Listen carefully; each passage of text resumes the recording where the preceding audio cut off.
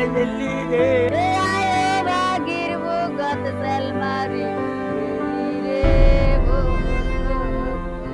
এই কান্না একজন ছেলেহারা মায়ের ও নাতিহারা দাদির।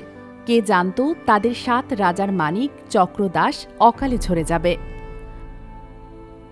ঋণগ্রস্ত বাবাকে মুক্ত করতে স্কুল ছুটির দিনে বাবা প্রদীপের ছোট্ট কামারের দোকানে সহযোগিতা করতে যায় ৯ম শ্রেণীর শিক্ষার্থী চক্র।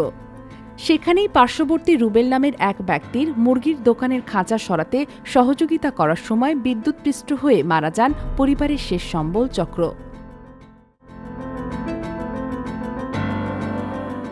করে প্রেস হয়ে ওরা দোয়ানত যান যার তো আইয়ত বইচিরা আর পরে দেখে আইতে তড়ে যাতে অদমা দোয়ানত যাইতে তো আইতে তৈলবু টিচারের নাম ধরে আগই নইয়ারা তো আর পর দোয়ানত গিয়ে বলে এ দূরের মধ্যে কিছুক্ষণ পর বাবে কল করিয়ে দে অদে তুই রামা হাসপাতালে তাই যার গই আর চক্ররা বলে কারণ চট খাইয়ে আর পর রামা হাসপাতালত ভর্তি নইয়ারা রাই দৌড়ি দৌড়ি এ গাড়ি দুনিয়ার ভিতরে এ যাইতো কুরকুরাত দইনাই ডাকে এটা হতে আই আজ সান নগরি আই নদাইম তো এটা হতে এখন যাবি গই আই বলে হইয়ে গিয়ে ইতারা ৩ জনে ৩ কুটি ধরিয়ে আর নাতি যেন্দি আর ৩ আছে এন্দি যাই আর নাতি ধরিয়ে আর নাতি ধরি আর নাতি যেতে চট গিয়ে দম করিয়া।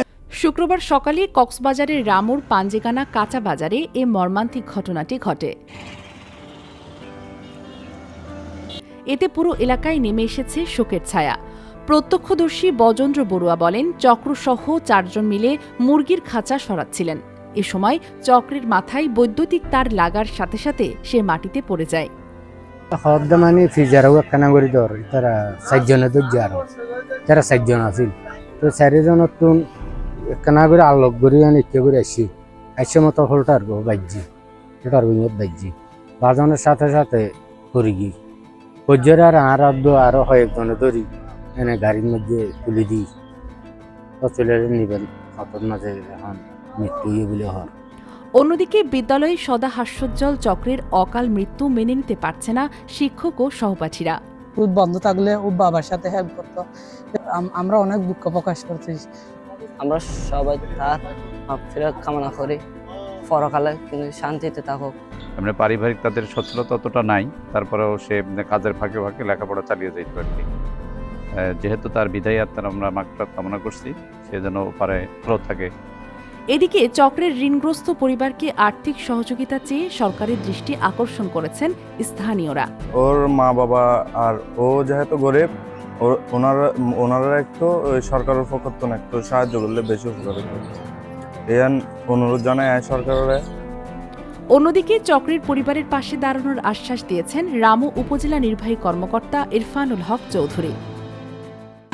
আমরা এটা করতে পারি কিনা দেখে, ওনারা যেহেতু একটা ক্ষতিগ্রস্ত পরিবার, আমরা চেষ্টা করবো সর্বোচ্চ এটা দিয়ে। অসতর্কতার কারণে প্রতিনিয়ত ঘটছে দুর্ঘটনা, তাই সকলে বিদ্যুৎ থেকে সতর্ক থাকুন। শেখ মাসুমা, রামু কণ্ঠ।